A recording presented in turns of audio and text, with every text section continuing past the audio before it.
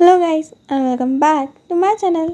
इससे पहले के पार्ट में हम लोगों ने देखा था यहाँ पे वेवोशान और लैनवांग जी दोनों पनिशमेंट ले रहे थे। यहाँ पे अभी शिक्षा प्राप्त करने के लिए हर क्लैन के डिसाइपल्स को आना था, पर इस बार थोड़ा सा चेंजेस था।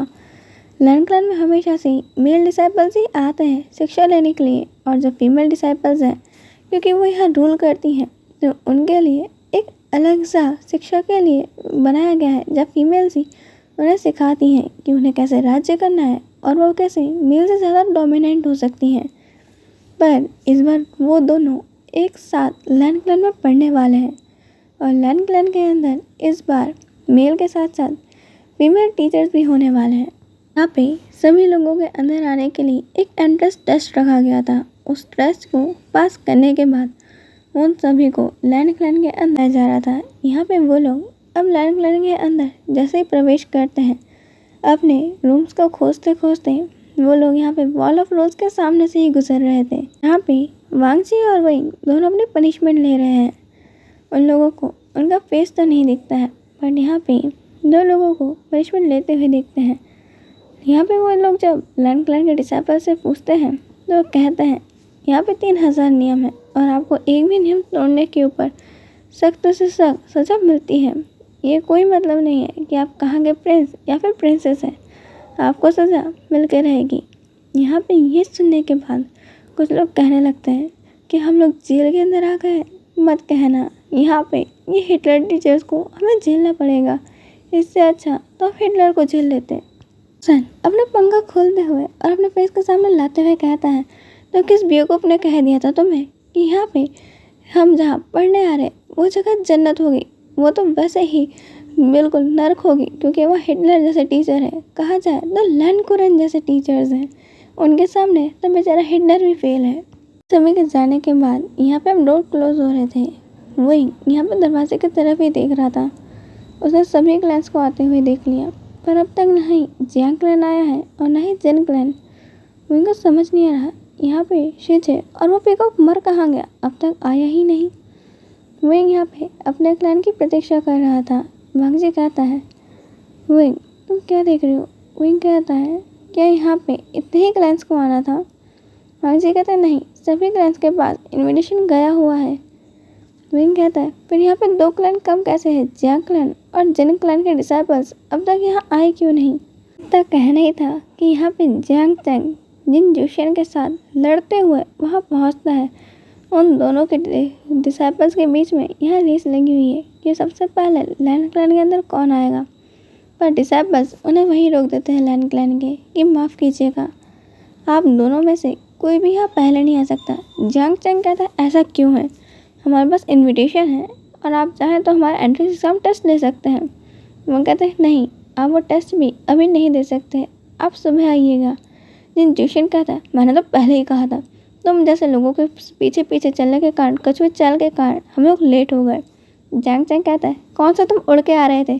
तुम भी धीरे ही आ रहे थे, तुमसे तेज तो यहाँ पे कछुआ चलता होगा, कछुए का नाम क्यों बदनाम कर रहे हो? यहाँ पे जियांग चैंग ये बात सुन के जिन जोशियन गुस्सा हो जाता है और वो दोनों फिर से वहाँ लड़ने लग जाते हैं। जियांग यानी आती हैं और यहाँ पर दोनों को शांत कराती हैं। जियांग यानी को देखते ही जिन जोशियन तो वैसे ही ख्वाबों में खो गया था।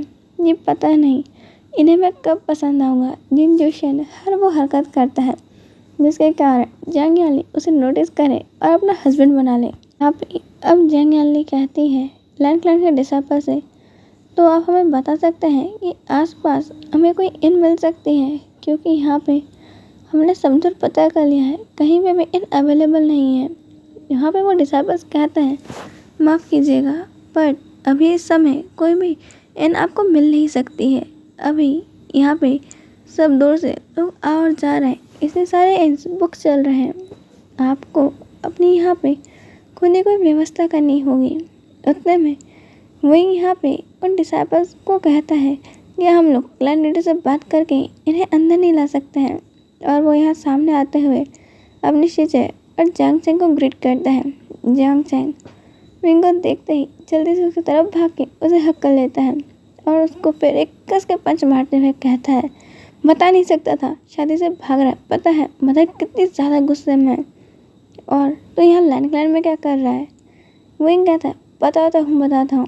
यहाँ पे विंग अपने शीजे के पास जाता है। यांग याली यहाँ पे विंग पे बिल्कुल गुस्सा नहीं थी। वो यहाँ पे कहती है आशियान तो वो शादी नहीं करनी है और जो तुमने किया वो बिल्कुल सही किया। यहाँ पर तुम्हें मदर को लेकर चिंता करने की ज़रूरत नहीं है। कुछ टाइम बाद उनका गुस्सा शांत हो जाएगा।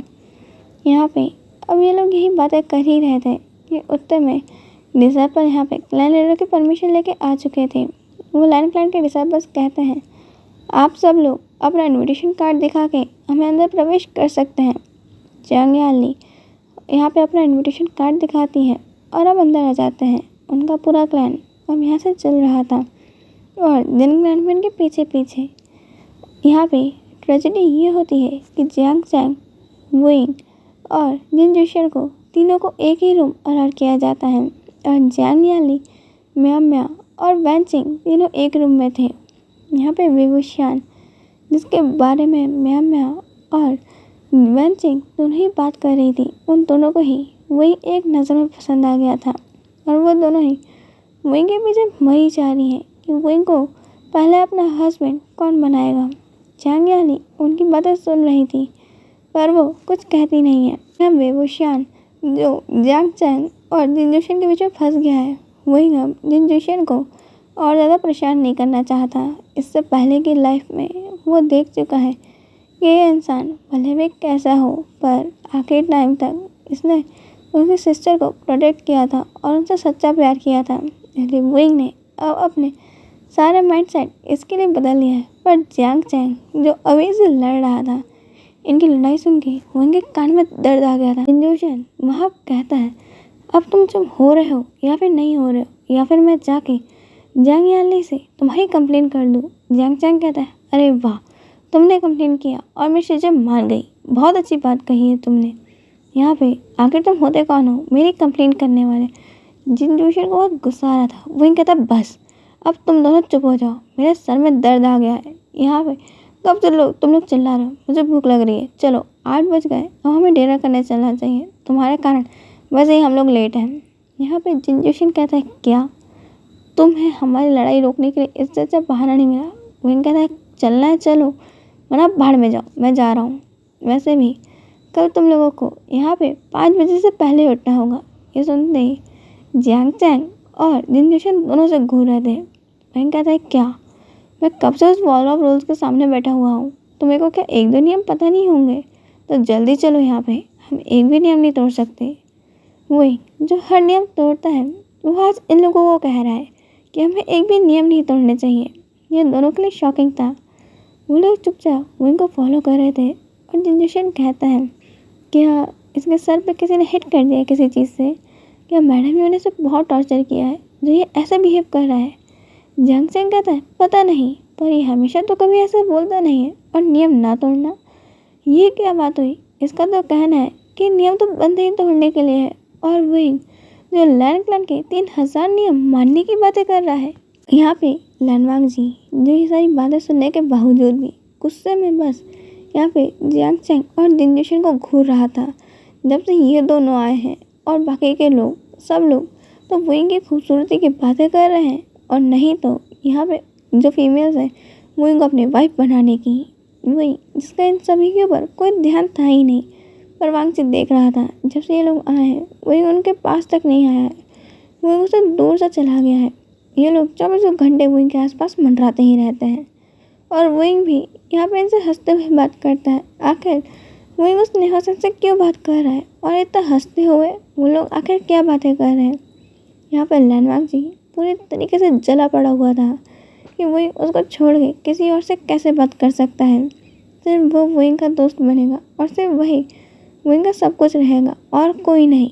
ऐसे चंद जहाँ वहाँ आते हैं और सभी डिसाइपल्स को डिनर टेबल पे यहाँ पे ग्रीट करने के बाद वो लोग शांति से खा रहे थे।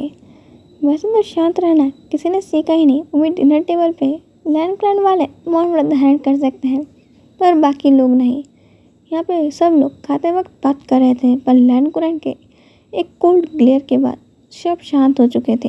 डिनर ख़त्म करने के बाद सब लोग अपने अपने रूम्स की तरफ जा रहे थे कि वांग जी यहाँ पे विंग का आवाज़ लगाता है। वही उसकी तरफ बढ़ता है और कहता है लंचा तुमने मुझे बुलाया, क्या काम है?